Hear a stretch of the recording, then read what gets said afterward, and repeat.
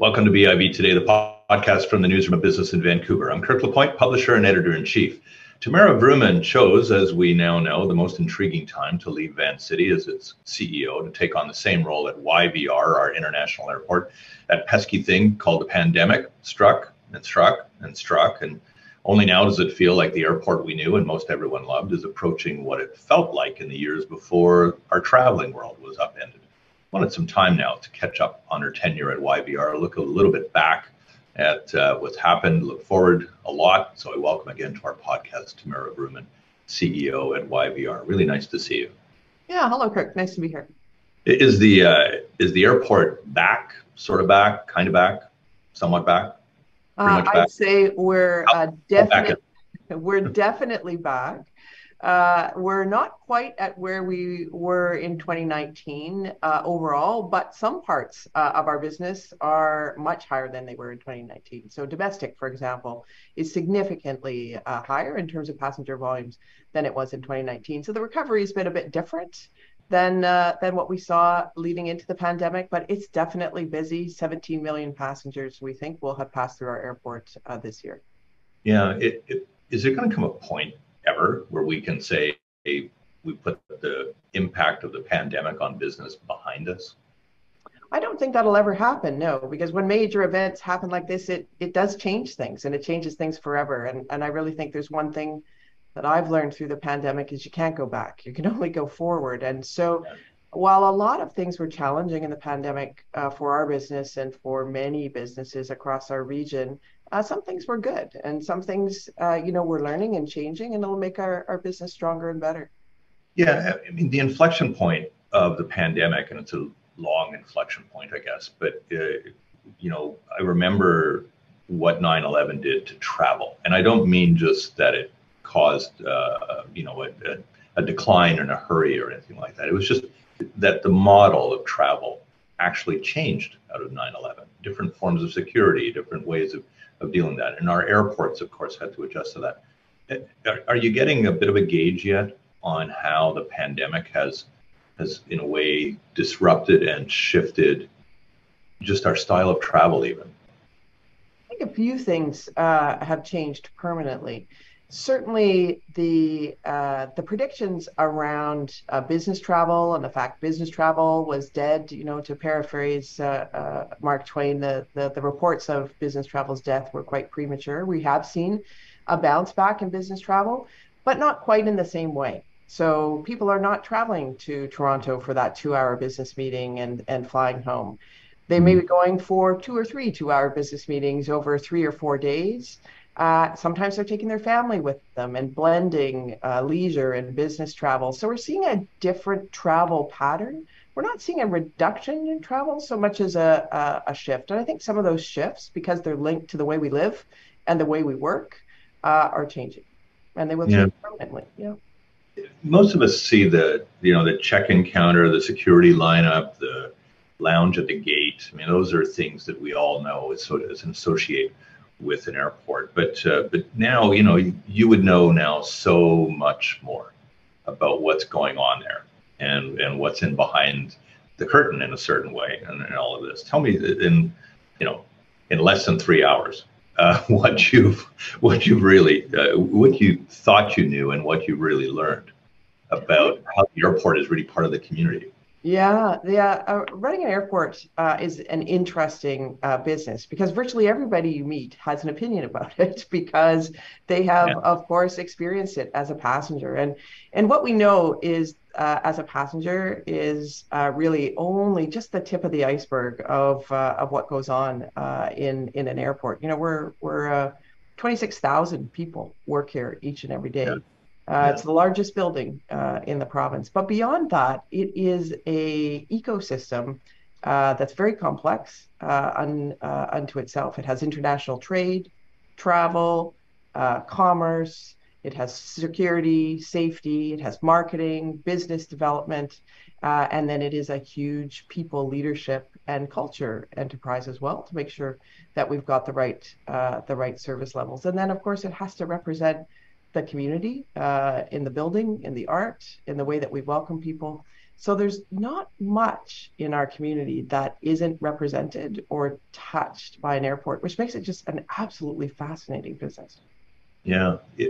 Where do you start in managing it?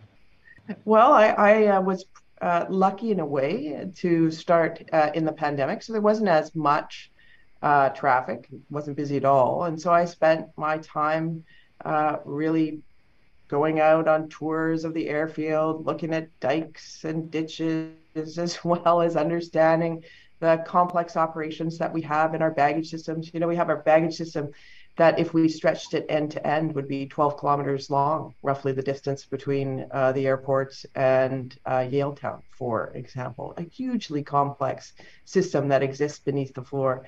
Spent some time up in the tower, understanding the navigation pieces, but then also spent a lot of time with our customers, everyone from our tenants that run the Tim Hortons all the way through to the CEO of Air Canada and British Airways. So it's a soup to nuts sort of business, but one that's really important. We live in a big country, blessed with a large geography, but a small population.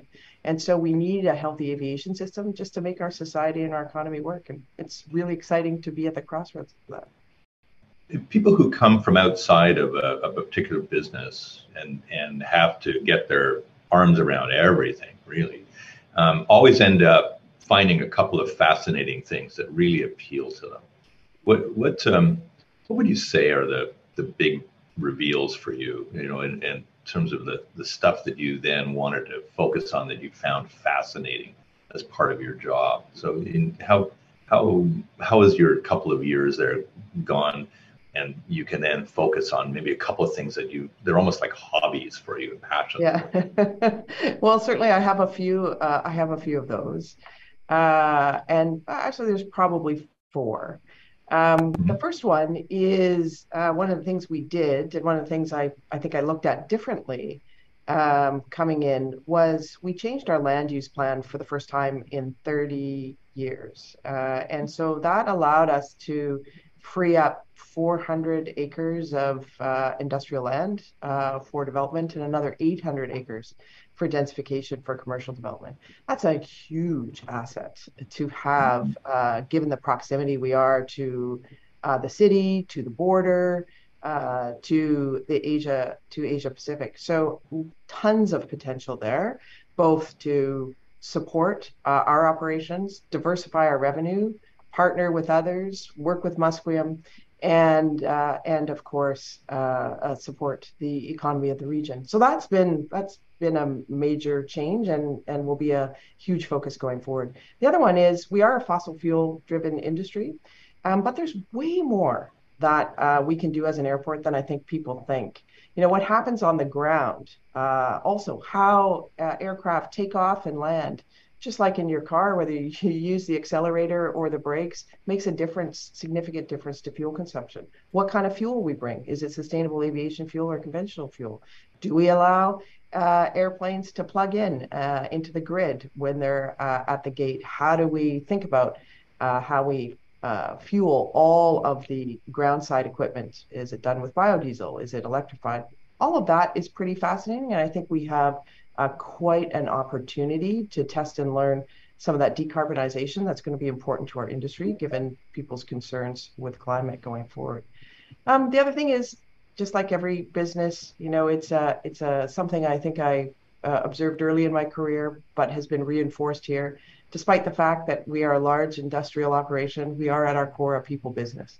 And Mhm. so our ability, we've seen during the pandemic, the people that we relied on to do a lot of the tasks that keep our economy and our society running, I think were frankly taken for granted. And that was true a little bit at our airport. And so a lot of those 26,000 jobs are entry level, essential service, frontline workers. And so the ability to really support that labor force, both because we need to as a business, but also because it's the right thing to do through creating a living wage and just different employment and training programs. Those would be major things I'm working on. I wanted to get a little bit more personal about what you feel has been the change in any leadership style that you've had. during the pandemic. You can't have such a disruptive event and not have some kind of a shift in what you've been doing, even for an experienced leader like you. How do you think your own style has changed during this last couple of years? I think it's really I've had to adapt my style to the toolkit that was available to me, which was quite different than it was pre-pandemic. So my style has been very much, I really believe in communication and transparency. So I am a leader that likes to spend time with our teams, with our customers, with our investors, as the case may be. I learn a lot from being with them, listening to them, understanding their perspectives. That was put on an abrupt hold in the pandemic. And so the ways that I usually gain intelligence beyond, the balance sheet and the P&L and the KPIs was to be in contact with people. So I did struggle at first, to be candid, around how to do that when I was the only person in the office for days and days and days on end, and nobody was taking meetings and nobody was going anywhere. Certainly, Zoom and Teams are tools that we now know bridge that gap. But at the beginning, it was hard for me to just sit here and look into a camera, get no feedback on a screen of people who were afraid to turn on their cameras and talk to them about who I am. I'm their new CEO. They've never laid eyes on me. We're in a tough spot, historically difficult as an industry, tons of uncertainty, both around people's personal health and fear around having to come into work as essential workers, as well as the future of our business. So I think I had to learn to do what I had done in person this way and leaned into it. We started off as a daily and then became weekly session like this that my staff ended up calling live TV, a play on my initials. But it was a way for me to connect with people and to hear from them directly. So I think it affirmed that communication and transparency is the way that you understand what's really going on in your business, but had to adjust the toolkit significantly. Did anything surprise you about yourself? I think the surprise, I've always liked the people part of the business. I've always liked the strategy and the complexity. All of those things came together in spades in this role during the pandemic. I think what surprised me is just how predictable I am, I guess, in that that's what I truly like to do. And no matter how challenging the circumstances, if I lean in on those few things, we'll have some success. I was quite moved recently at your talk at the Board of Trade when you started to discuss how Indigenous people had taken it upon themselves to be the welcome party for refugees to Canada. What did that touch in you? Well, certainly, I felt it was important to share that story with business leaders across the region because I was so moved by it. We talk a lot about reconciliation, as we should, and there's so much more that we need to do as a region, and as a country. And YVR has a very deep and important relationship with Musqueam. Because the island is located on the traditional territory of Musqueam. And we have a historic 30-year friendship and sustainability agreement that really was the first of its kind in the country and guides many of our activities. But an agreement is just an agreement, and words, while important, if they're not backed up by actions, are not very meaningful. And I found that the more we lean into learning about different ways of thinking about our business, thinking about our future, a time horizon that's way longer than what even we would take in an infrastructure type business. The more we see opportunities that I never could have predicted. And so the fact that we welcomed over 24 flights carrying refugees, mostly from Afghanistan and now Ukraine. But remember, these are people who come here by circumstance, not by choice. And so highly vulnerable, traumatized, tired beyond belief. and thrown out, really, forced to leave their homes, and sometimes their homes of many generations. And the fact that Musqueam elders instantly understood the importance of welcoming these people to their territory in a meaningful way in the dead of night, in sleet, snow, rain, whenever these flights, because they're charter flights, right? Whenever these flights came in, we had elders standing at the gate and welcoming each and every person that came on. It's something the likes of which I've never seen. And we heard from those refugees and the people supporting them that in many cases, it was the first time in their lives that they have felt welcome. Think about what that does to a region and to the success of those people as they navigate where they feel they actually are welcomed and belong by the first people. Truly remarkable. Did it without ceremony, without issuing a press release, Yeah. without pomp. Just did it because it's the right thing to do when you really want people to succeed and thrive, not only for the day they arrived, but literally for generations.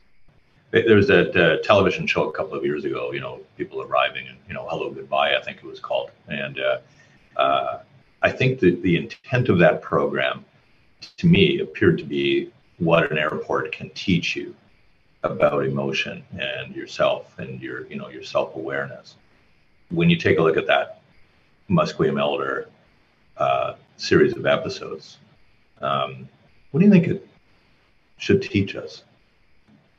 It's really interesting, an airport, we think of an airport as a plane. Plane's a beautiful building. We sometimes think about it with enthusiasm if we're going to a new location or to visit a loved one or exciting new business, or with dread if we have a little bit of anxiety around the processes that we put people through.